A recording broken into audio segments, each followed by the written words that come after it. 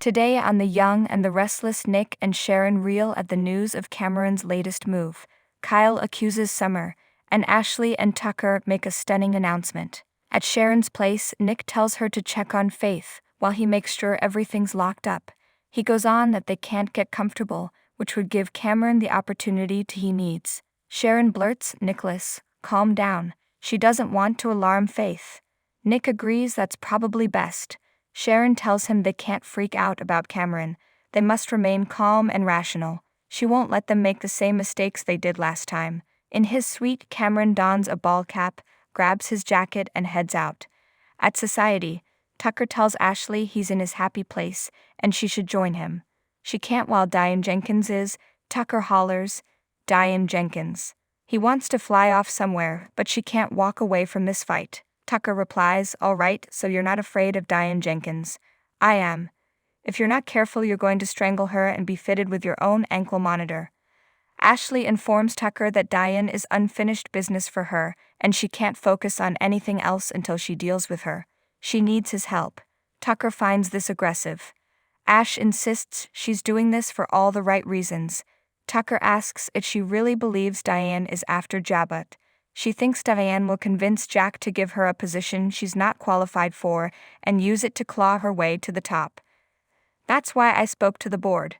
Tucker points out she's weaponized the board against Jack to save Jack. Ashley says it's the only way. In Neil's jazz club, Diane tells Jack he can take her home, but not yet. She never wants this date to end. Jack will hold her in his arms as long as he wants. They sit and Diane tells Jack he's made this possible with his love, compassion, and patience. She gets choked up as she recalls how hard it was for him to trust her. She just wanted to be worthy of it. Jack has never loved her more and is excited about their future. Diane gushes about falling for him again, which helped her find compassion of her own, even for Phyllis. As angry as she is with her, she also pities her.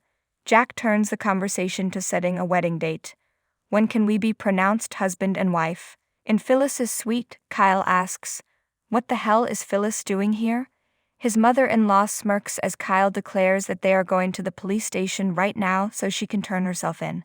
Summer knows this is a huge shock. She's just getting used to seeing her mom in the flesh herself. Kyle asks how long her mother has been there. Summer asks Daniel to wait in the hallway in case someone else comes. He exits.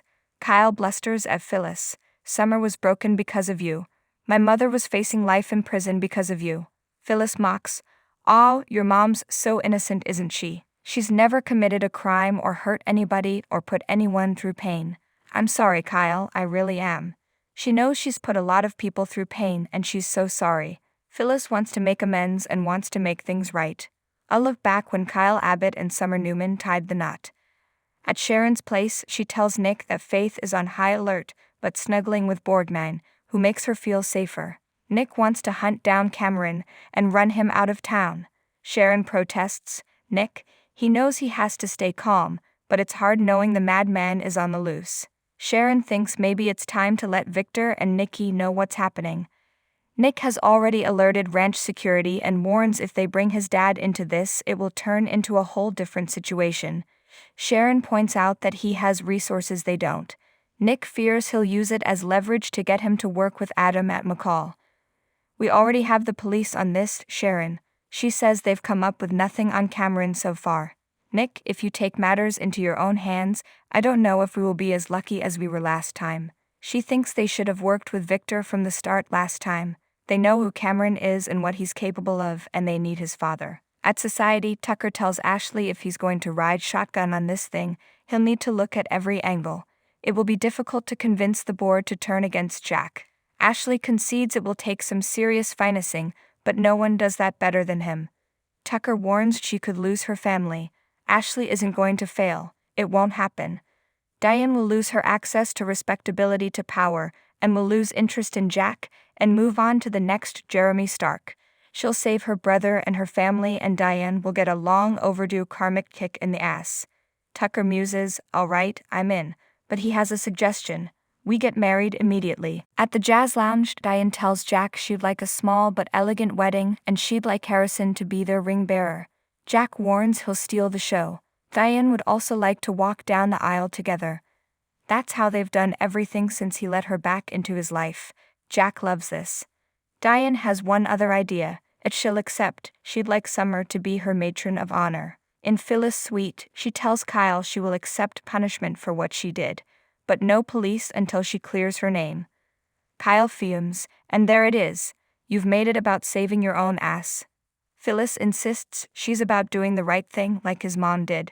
She'll start by admitting she resented his mother. She had everything Phyllis wanted. She had a son who loved her and her kids wanted nothing to do with her. I was completely alone, and then Jeremy Stark started whispering in my ear. She admits she wanted Diane hurt, and so she gave in to Jeremy's plan. Kyle says, "So, you're a victim." Phyllis says yes. Stark took advantage of her when she was vulnerable just as he did his mother. Phyllis tells Kyle she killed Jeremy in self-defense. He snaps, "Your word against a dead man's." Phyllis insists it's true. It was self-defense. And that's why I need more time. She pleads with him, "Kyle, please. It's in your hands right now." Kyle asks how Phyllis plans to clear her name or stay hidden at the GCAC. Phyllis couldn't stay away. "I couldn't be away from my babies," she says, hugging Summer. It gave her comfort knowing they were near. Summer tells her husband she can't lose her mom. She knows how that feels. Phyllis reminds Kyle how angry he was with his mother when she came back from the dead. It took time, but they've built a beautiful relationship. Kyle says it's totally different. Phyllis says, "Well, your mom was gone for years and years." She pushes the similarities and asks again for time. Kyle watched Summer cry herself to sleep in fumes. "You did that. And then you magically reappear with all your tears and your victim mode and your apologies, and you expect Summer to risk it all to help you avoid a punishment you deserve." He rants about aiding and abetting and says they could all go to jail. Have either of you thought about that? At Sharon's place, she and Nick break the news to Nikki and Victor that Cameron Kirsten is back in Geno City. Nikki gasps, "No." Sharon details the gifts she mysteriously received. Victor asks if she's seen him. Sharon says he showed up at the coffee shop tonight, but the scary thing is he approached Faith in Chancellor Park. Victor asks if they've called the cops. Nick says Chance filled them in on what Cameron's been up to. They're looking for him, but so far, nothing. Nikki wants Sharon and Faith to stay with them for the night. Sharon thanks them for the offer, but it's up to Faith. Victor promises he'll do everything he can to keep them safe. In Phyllis's suite, Kyle asks Summer how they'd explain it to Harrison if she goes to jail. Summer argues her mother deserves a fighting chance. If they can't clear her, she'll be at the mercy of Christine, and that's not justice. Kyle will never forgive Phyllis for this. She vows to make this right, she just needs time. Kyle rolls his eyes, "You are relentless." He finally concedes, "No cops. For now." He exits and Summer runs after him. Daniel rejoins Phyllis and remarks, "Not what you had planned, huh?" She says, "No. Not at all." In Neil's jazz lounge, Jack tells Diane that Summer is unlikely to accept and be her matron of honor. He doesn't want her to get her feelings hurt.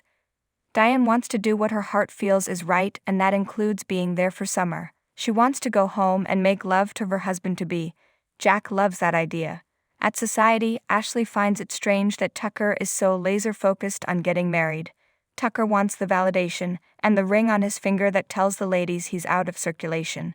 Ashley wryly notes the ring didn't keep him from circulating before. Tucker protests, I know. He knows what it's like to lose her now, so he's not going to let that happen. When she sets the date and says the vows from her heart, he'll know it's forever. He tells her the kicker is that marrying her will give him the legal maneuverability to take over Jabot and totally throw Jack and Diane off their game. In Phyllis's suite, she worries about Daniel. She's a mom even though he thinks she's a vindictive psychopath most of the time. Daniel chuckles. He recalls attacking Stark at the gala. He hated himself and the world because she wasn't in it, but she was.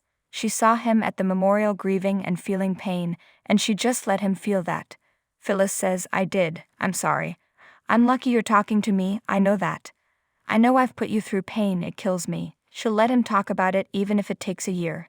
Daniel loves her and is so glad she's back, but forgiving her. He can't believe she would do the things she did to her children. At the Abbott house, Summer remarks on how shocking it was to see her mother. Kyle says she didn't seem shocked. She came face to face with the parent she mourned for months and she was so calm. It might sound crazy, but it was almost like you were more shocked to see me than Phyllis. Suddenly, Kyle intones, "How long have you known Phyllis was alive?" At Sharon's place, Victor instructs his security to be outside the door 24/7 and patrol the perimeter at all times. The man leaves and Nick reports that the team is tracking Cameron's whereabouts. Nikki appears on the stairs and says Faith refused to sleep up at the main house. Sharon thanks Victor, who urges her and Faith to get some sleep. He'll make certain someone is watching the house at all times. Cameron returns to his suite and places his hat, shoes, and shirt in a black garbage bag. In her suite, Phyllis tells Daniel she doesn't really understand why she does some of the things she does. She does know she hurt the two people she loves most in the world and put herself in a personal hell. "I'm going to make it up to you. I just can't do it from a prison cell." She can't go to prison. She's done running and will never be separated from her family again. "Do you believe me?" Daniel pulls her into an embrace. At the Abbott mansion, Jack and Diane arrive before Summer can reply to Kyle's accusations. Diane knows it must be hard for Summer to watch them celebrating, but she's sure Phyllis will get the support she needs for whatever's ahead. She should, for Summer and Daniel. Diane's just glad Summer has Kyle to lean on. Love and trust can move mountains. The door opens and Ashley and Tucker roll in, laughing. Tucker declares that they have to toast the fact that this miracle of a woman has agreed to marry him all over again. Ashley and Tucker tipsily drink from a bottle of champagne as everyone exchanges uncomfortable and incredulous looks. At Sharon's place, Nick tells her that knowing Cameron is out there is making his skin crawl. Sharon assures her ex that Kirsten doesn't stand a chance. Nick gets a message. It's from his dad.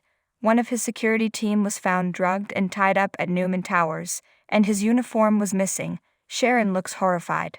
In his suite, Cameron opens his backpack and takes out the Newman security guard's uniform, his radio, and his badge.